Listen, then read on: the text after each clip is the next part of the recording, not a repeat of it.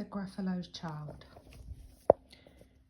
The Gruffalo said that no Gruffalo should ever set foot in the deep dark wood. Why not? Why not? Because if you do, the big bowed mouse will be after you. I met him once, said the Gruffalo. I met him a long, long time ago. What does he look like? Tell us, Dad. Is he terribly big and terribly bad? I can't quite remember, the Gruffalo said. Then he thought for a minute and scratched his head.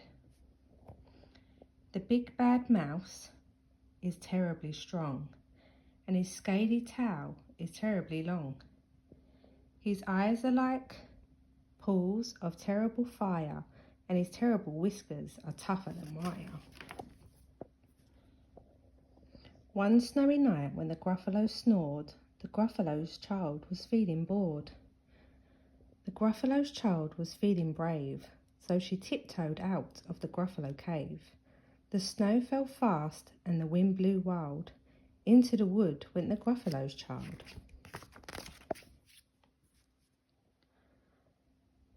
Aha, hoo-hoo, a trail in the snow. Whose is this trail and where does it go? A tail poked out of a log pile house. Could this be the tail of the big bad mouse? Out slid the creature. His eyes were small, and he didn't have whiskers. No, none at all. You're not the mouse. Not I, said the snake. He's down by the lake, eating Gruffalo cake. The snow fell fast and the wind blew wild. I'm not scared, said the Gruffalo's child. Aha, hoo, marks in the snow. Whose are these claw marks? Where do they go? Two eyes gleamed out of a treetop house. Could these be the eyes of the big bad mouse? Down flew the creature. His tail was short, and he didn't have whiskers of any sort. You're not the mouse. To-wit, to-woo. Not I, but he's somewhere nearby, eating Gruffalo pie. The snow fell fast and the wind blew wild. I'm not scared, said the Gruffalo's child. Aha, hoo, a track in the snow. Whose is this track and where does it go? Whiskers at last and an underground house. Could this be the home of the big bad mouse? Out slunk the creature. His eyes weren't fiery. His tail wasn't scaly. His whiskers weren't wiry. You're not the mouse. Oh no, not me. He's under a tree drinking Gruffalo tea. It's all a trick, said the Gruffalo's child, as she sat on a stump where the snow lay piled. I don't believe in the big bad mouse. But here comes a little one out of his house. Not big, not bad, but a mouse at least. You'll taste good as a midnight feast.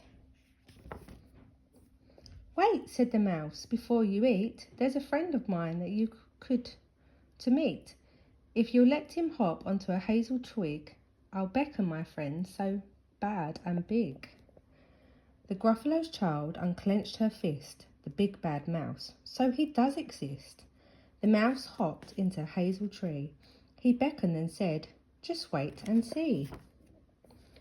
Out came the moon. It was bright and round. A terrible shadow fell onto the ground. Who is this creature so big, bad and strong? His tail and his whiskers are terribly long. His ears are enormous, and over his shoulder he carries a nut as big as a boulder. The big bad mouse, yelled the Gruffalo's child. The mouse jumped down from the twig and smiled. Aha, hoo, prints in the snow. Whose are these footprints? Where do they go? The footprints led to the Gruffalo cave, where the Gruffalo's child was a bit less brave. The Gruffalo's child was a bit less bored. And the Gruffalo snored and snored and snored.